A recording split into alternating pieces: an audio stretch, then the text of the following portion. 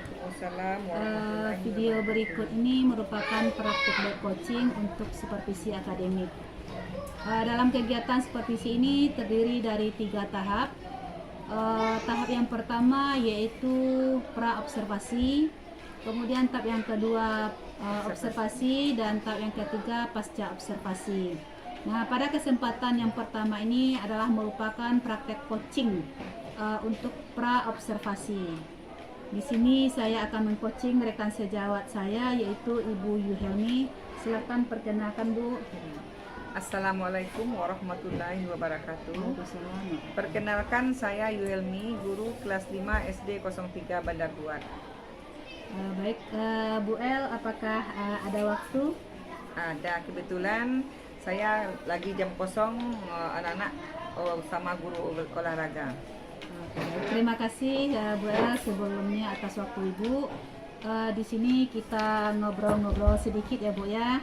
Tapi sebelum saya melakukan observasi atau kunjungan kelas, nanti ke kelas Ibu, langkah pertama yang saya lakukan adalah pra-observasi. Ya. Nah, pada kegiatan ini selain saya ingin bertanya jawab kepada Ibu, saya juga ingin melihat kesiapan Ibu dalam pembelajaran yang akan dilaksanakan nanti. Ya, boleh. Nah, tujuan di sini Bu El adalah membantu Bu El dalam rangka menggali potensi Bu El dan potensi siswa dalam meningkatkan kompetensi pembelajaran di kelas nantinya. Nah, baiklah Bu El, yang pertama yang saya ingin tanyakan ke Bu El, kira-kira apa tujuan pembelajaran yang akan Bu El sampaikan pada observasi nanti? Baiklah Bu Yanti, pada kesempatan ini Bu Yanti masuk di bab 2, yaitu pada pembelajaran Ibu Bahasa Indonesia buku Jendela Ilmu bab 2. Tujuan pelajaran Ibu yaitu mengajarkan peserta didik agar antusias dan mandiri dalam mempelajari berbagai jenis buku, baik fiksi maupun non-fiksi. Kemudian, memupuk kegemaran membaca, mengenal bagian-bagian buku dan proses pembuatannya, hingga belajar menulis cerita sendiri.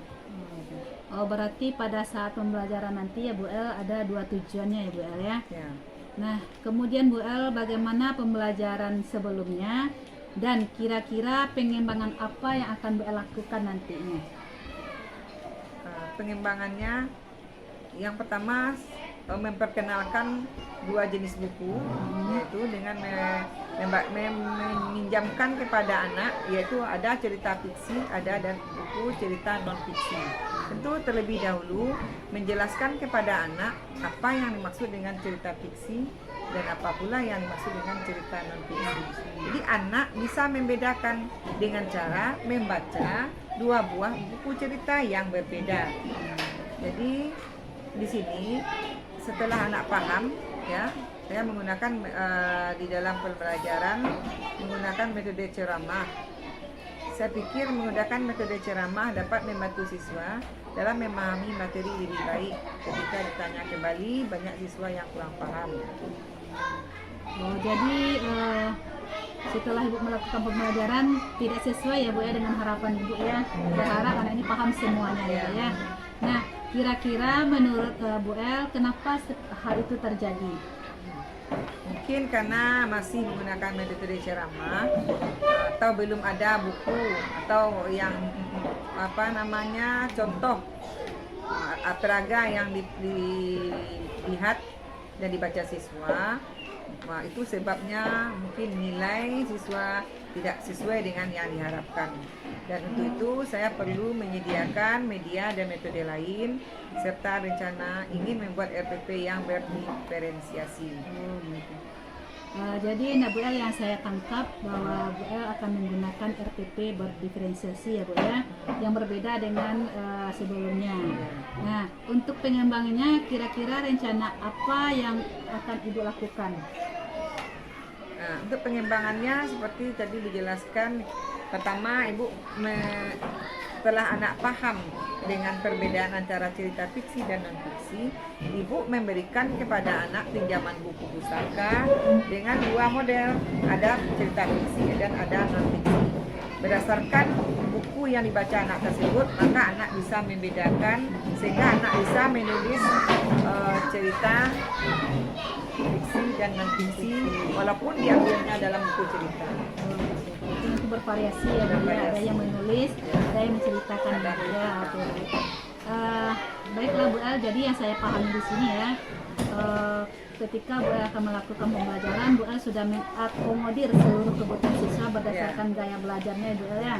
Ada yang visual, ada yang editori dan kinestetik. Ya, bagus sekali Bu El. Bu El, kira-kira dalam melaksanakan rencana ini, adakah Bu El melibatkan rekan? Ada, melibatkan rekan sejawat dan kepala sekolah. Kebetulan rekan sejawatnya misalnya Bu Yanti. Nah, Bu El, dalam melaksanakan pembelajaran kita perlu refleksi diri ya Bu El ya. Nah, kira-kira apa yang akan Bu El lakukan ketika merefleksi diri? Yang pertama, saya sangat bersyukur dengan adanya supervisi ini, saya bisa merefleksi diri dan dalam untuk pembelajaran yang lebih baik lagi. Oke, benar sekali Bu El.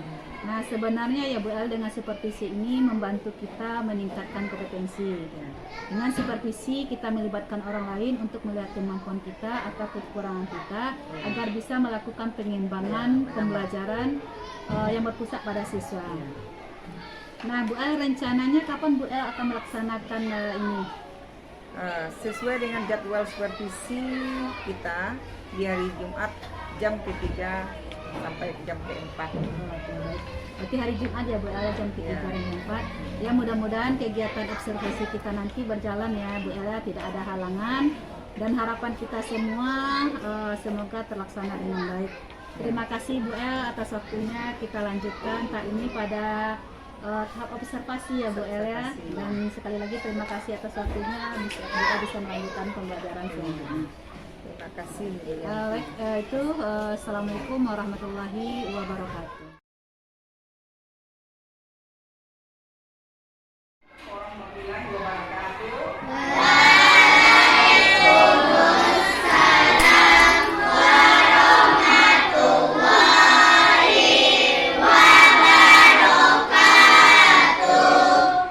Selamat siang anak-anak semua. Apa kabar anak-anak semuanya?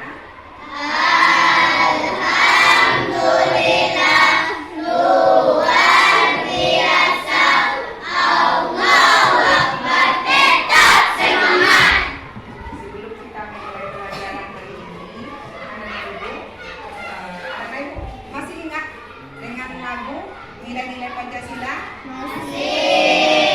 Semuanya kita bernyanyi ya, keluarkan suaranya. Kita nyanyi nilai Pancasila. Nah, 1, 2, 3. Nilai Pancasila ada 5 sila.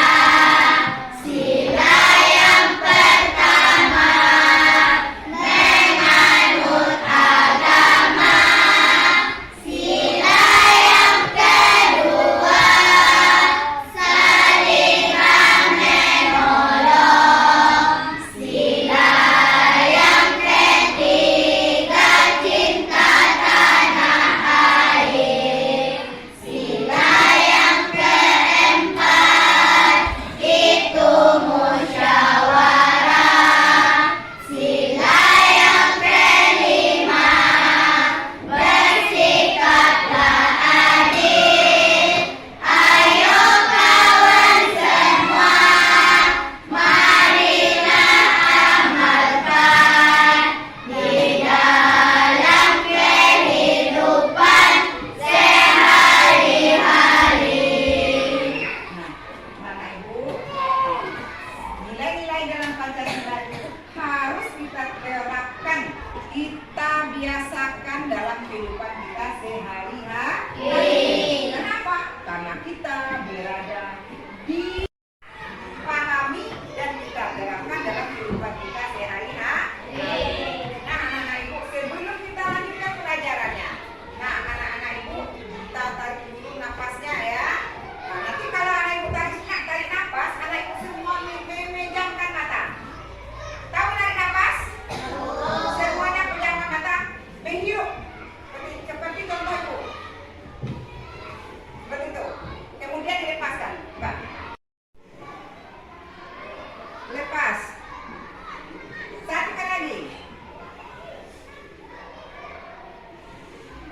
Bagaimana perasaan anak ibu? Bagaimana perasaan ibu? Senang? Lega?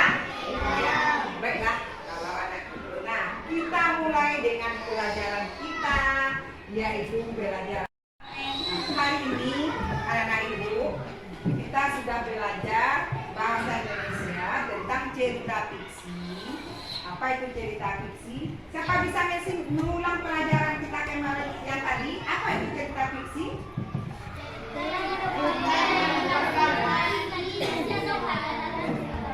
Iya. Coba satu orang saja menjawab. Siapa yang berani? Ya, silakan Zahra.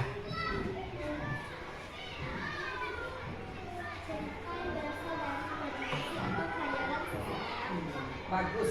Apakah anak ibu setuju? Ya seperti itu? Ya.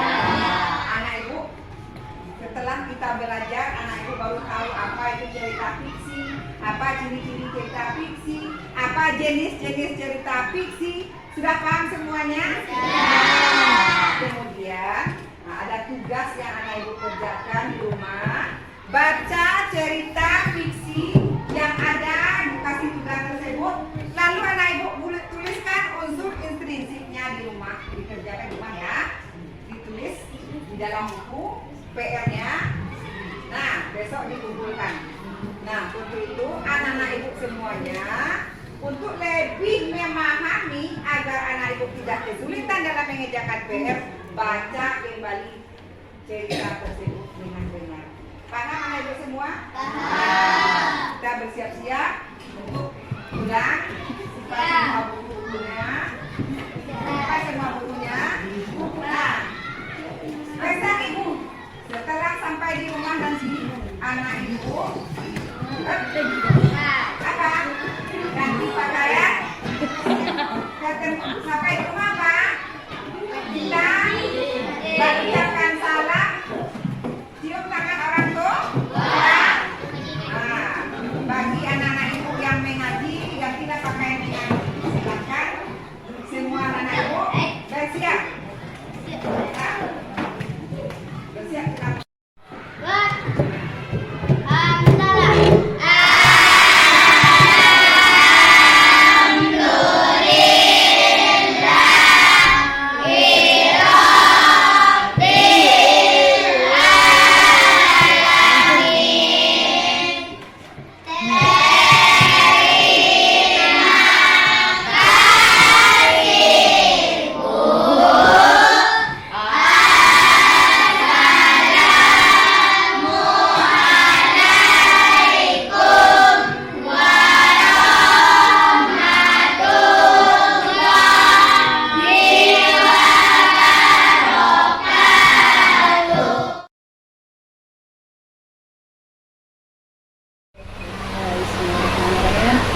Assalamualaikum warahmatullahi wabarakatuh. Baiklah, perkenalkan saya Cikgu yang akan berperan jadi kadang. Pada kesempatan ini merupakan rangkaian supervisi tahap ketiga sejak observasi. Pada kegiatan ini saya didampingi oleh Kasira Integratif ini Marina Ento dan Ibu Widodi rekan kerja kami. Yang mana kemarin saya sudah melakukan supervisi di kelas ini, kelas 5 SDN 03 Bandar Lampung. Terima kasih Bu El atas waktu dan kesempatannya kemarin. Kemudian pada tahapan coachingnya ini yang tujuan di sini adalah kita semua merefleksi ya Bu ya. Nah, kira-kira apa kendala atau hal positif yang sudah dilakukan pada saat pembelajaran kemarin.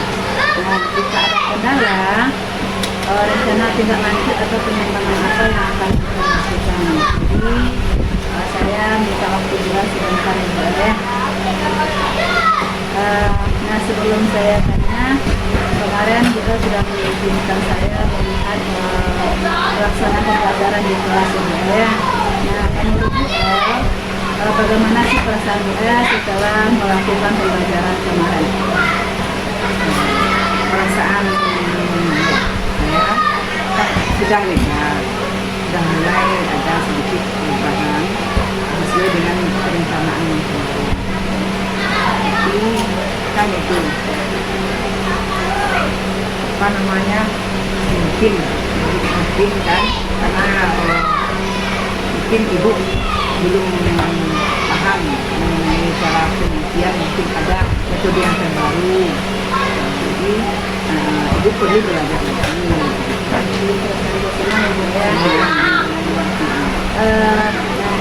Walaupun saya sudah melihat ya Bu ya, pembelajaran yang dilakukan apakah sudah sesuai dengan tahap pembelajaran berdiferensiasi yang sudah dirancang itu Bu ya. Dan pembelajarannya yang dirancang dan berdiferensiasi sudah ada, yaitu tahap mulai pembelajaran IBK, inti dan celutuk. Cuma mungkin sudah kekurangan lagi dalam pembelajaran ini. Berarti pembelajaran yang dilakukan itu sudah sesuai ya Bu ya dengan rancangan pembelajaran berdiferensiasi mulai dari pembuka, isi dan body pembelajaran. Nah, kalau saya mati kemarin ya Bu ya, sudah tampak Bu ya mulai dari kegiatan-kegiatannya, kemudian kegiatan intinya dan kegiatan komunitasnya. Dan siswa pun sudah aktif ya Bu ya. Nah, sekarang menurut Bu El, adakah kendala yang dirasakan Di dalam pembelajaran, karena sudah kita coba, tapi masih ada siswa kita yang kurang aktif. Mungkin teknik stopnya yang kita berikan berhubungan dengan waktu kita masuk siang, dan kita kita tuh tidak mengelompokkan anak dalam pembelajaran. Berarti itu lebih fokus ke teknik stop ya Bu ya, karena jam-jam rawan sebenarnya ya Bu ya HPH itu. Nah Ibu, saya juga sudah melihat ya Bu ya, Ibu juga sudah menggunakan metode-metode yang bervariasi ya, sehingga membuat siswa itu lebih banyak aktif. Nah, tadi Ibu katakan mungkin ada beberapa siswa yang belum aktif ya Bu ya. Nah, kira-kira kenapa itu Bu? Mungkin gaya belajarnya yang kurang sesuai.